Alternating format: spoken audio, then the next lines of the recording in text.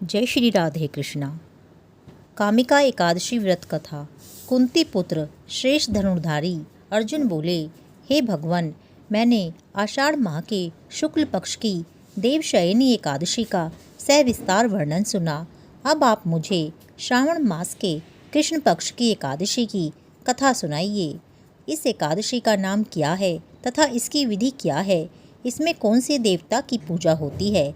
इसका व्रत करने से मनुष्य को क्या फल प्राप्त होता है?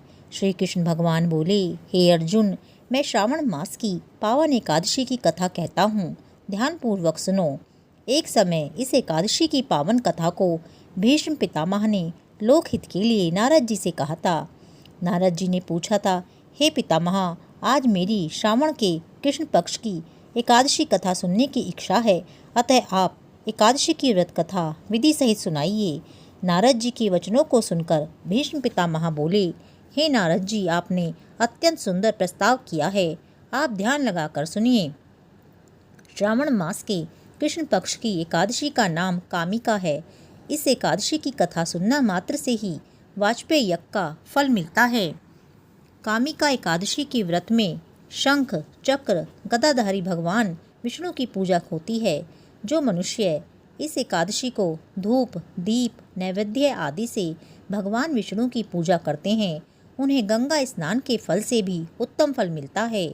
सूर्य या चंद्र ग्रहण में केदार और कुरुक्षेत्र में स्नान करने से जो पुण्य मिलता है, वह पुण्य कामिका एकादशी को विष्णु भगवान की भक्ति पूर्वक पूजा करने से मिल जाता है। श्रावण मास में श्री विष्णु भगवान की पूजा करने का फल समुद्र और वन सहित पृथ्वी दान करने के फल से भी अधिक होता है। व्यतिपात में गंडकी नदी में स्नान करने से जो फल मिलता है, वह फल भगवान की पूजा करने से मिलता है।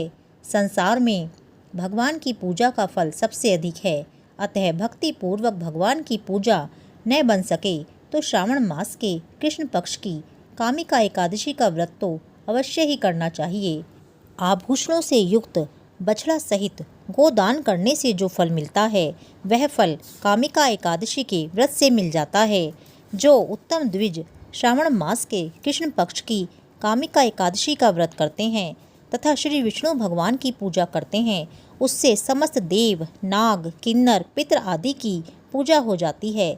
इसीलिए पाप से डरने वाले व्यक्तियों को विधि विधान सहित इस व्रत को करना चाहिए। संसार सागर से तथा पापों में फंसे हुए मनुष्य को इनसे छूटने के लिए कामिका एकादशी का व्रत अवश्य करना चाहिए। कामिका एकादशी के व्रत से समस्त पाप नष्ट हो जाते हैं। संसार में इससे अधिक पापों को नष्ट करने वाला कोई और उपाय नहीं है। हे नारद जी, स्वयं भगवान ने अपने मुख से कहा है कि मनुष्य को अध्यात्म विद्या से जो फल मिलता है, उससे अधिक फल कामिका एकादशी का व्रत करने से मिल जाता है। इस व्रत के करने से मनुष्य को न तो यमराज के दर्शन होते हैं और न ही नरक के दुख भोगने पड़ते हैं, वह स्वर्ग का अधिकारी बन जाता है। जो लोग इस दिन तुलसी दल से भक्ति पूर्वक श्री विष्णु भगवान की पूजा करते हैं, वे इस संसार सागर में रहते हुए भी इस प्रकार अलग रहते हैं, जिस प्रकार कमल जल में रहता हुआ भी जल से अलग रहता है। भगवान की तुलसी दल से पूजा करने का फल 1 भार स्वर्ण और 4 भार चांदी के दान के फल के बराबर है।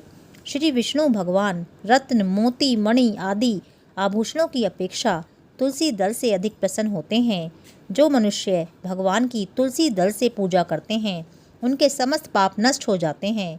हे नारद जी, मैं भगवान की अत्यंत प्रिय श्री तुलसी जी को नमस्कार करता हूँ। तुलसी जी के दर्शन मात्र से मनुष्य के समस्त पाप नष्ट हो जाते हैं और शरीर के स्पर्श मात्र से मनुष्य पवित्र हो जाता है।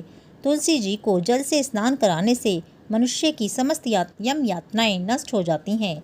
जो मनुष्य तुलसी जी को भक्ति पूर्वक भगवान के चरण कमलों में अर्पित करता है, उसे मुक्ति मिलती है।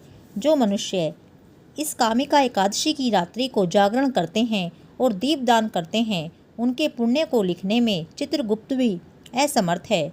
जो मनुष्य एकादशी के दिन भगवान के सामने दीप जलाते हैं, उनके पितर स्वर्गलोक में अमृत का पान करते हैं। जो मनुष्य भगवान के सामने घी या तिल के तेल का दीपक जलाते हैं, उनको सूर्य लोक में भी सहस्त्रों दीपकों का प्रकाश मिलता है। प्रत्येक मनुष्य को कामिका एकादशी का व्रत अवश्य करना चाहिए। इस व्रत के करने से ब्रह्म हत्या आदि के समस्त पाप नष्ट हो जाते हैं और इस लोक में सुख भोगकर अंत में वे विष्णु लोक को जाते हैं। इस कामिका एकादशी के महात्म्य के श्रवण व पठन मात्र से ही मनुष्य को स्वर्गलोक प्राप्ति होती है। जय श्री राधे कृष्णा।